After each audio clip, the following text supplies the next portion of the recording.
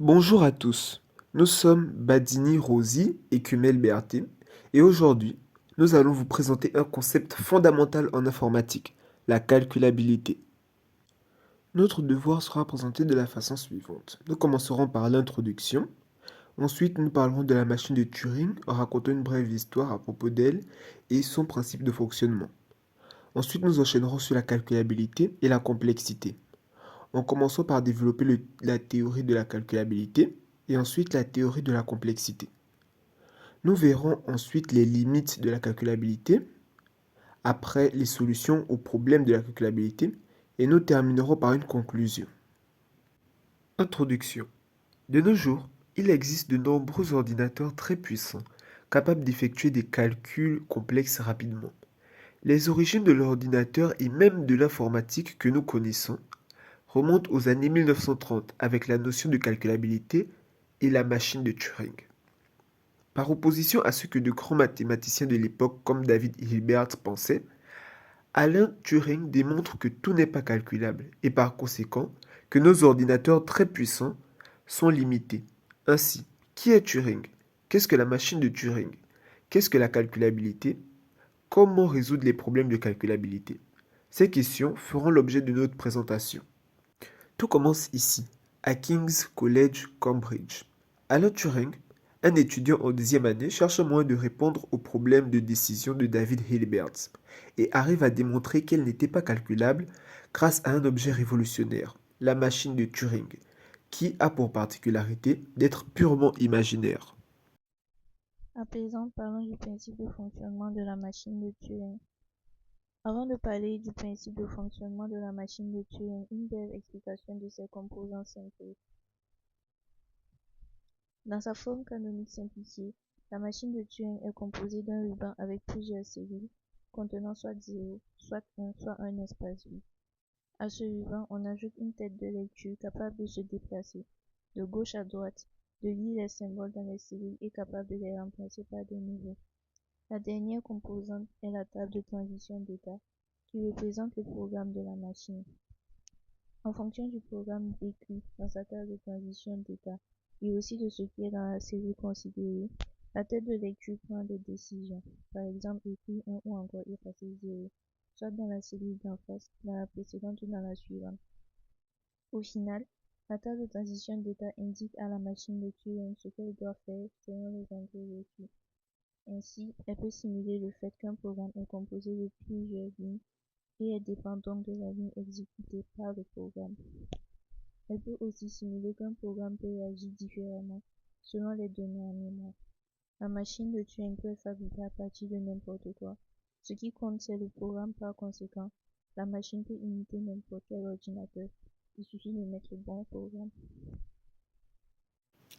Théorie de la calculabilité. La théorie de la calculabilité, appelée aussi théorie de la récursion, est un domaine de la logique mathématique et de l'informatique théorique qui vise à identifier les limites de ce qui peut être calculé par un algorithme. Les machines de Turing jouent un rôle central dans la théorie de la calculabilité, car elles servent de normes pour mesurer les limites de la calculabilité. Petit 2. La théorie de la complexité. La théorie de la complexité est un domaine qui étudie formellement le temps de calcul, l'espace mémoire que demande un algorithme pour résoudre un problème. Il s'agit donc d'étudier la difficulté des problèmes, les organiser par classe de complexité et d'étudier les relations entre ces classes de complexité. On parle aussi de complexité temporelle et de complexité spatiale. Aussi, la machine de Turing elle-même présente quelques limites. Premièrement, la complexité computationnelle. Même si un problème est calculable, cela ne signifie pas qu'il est efficace à résoudre. Certains problèmes peuvent être résolus par une machine de Turing, mais nécessitent un temps ou des ressources exponentielles, rendant leur résolution impraticable pour des instances de grande taille. Aussi, il y a le modèle abstrait. La machine de Turing est un modèle théorique qui ne prend pas en compte les limitations pratiques d'un ordinateur réel, comme la mémoire finie, la vitesse de traitement ou les erreurs matérielles. Par conséquent, certains algorithmes qui sont théoriquement réalisables peuvent ne pas être réalisables dans la pratique. Ensuite, on a les limites de la représentation. La machine de Turing utilise une bande infinie pour le stockage, ce qui n'est pas réalisable dans le monde réel. Les ordinateurs ont une mémoire finie, ce qui impose des contraintes sur la taille des données pouvant être traitées. Les solutions aux problèmes de la calculabilité. Les approximations, les heuristiques et la réduction à des problèmes simples sont des techniques couramment utilisées en informatique et en mathématiques pour résoudre des problèmes complexes de manière plus efficace. Les approximations sont utilisées lorsque la solution exacte d'un problème est difficile ou impossible à obtenir. En utilisant des méthodes d'approximation, on peut obtenir une solution proche de la solution exacte avec un effort moindre. Les approximations sont souvent utilisées dans les domaines de l'optimisation, de la simulation et de l'analyse numérique.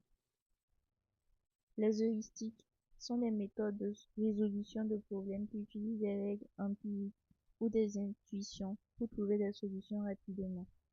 Les heuristiques ne garantissent pas toujours une solution optimale, mais peuvent fournir des solutions satisfaisantes en un temps raisonnable.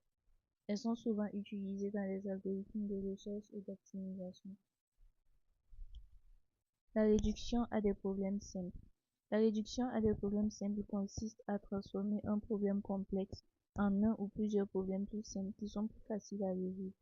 Cette technique est souvent utilisée pour prouver la complexité d'un problème ou pour concevoir des algorithmes efficaces. La conclusion. En fin de compte, la calculabilité nous rappelle que, bien que les ordinateurs soient des outils puissants, ils ont des limites inhérentes. En comprenant ces limites, nous pourrons mieux exploiter les capacités des algorithmes et des machines pour résoudre les problèmes du monde réel de manière efficace et innovante.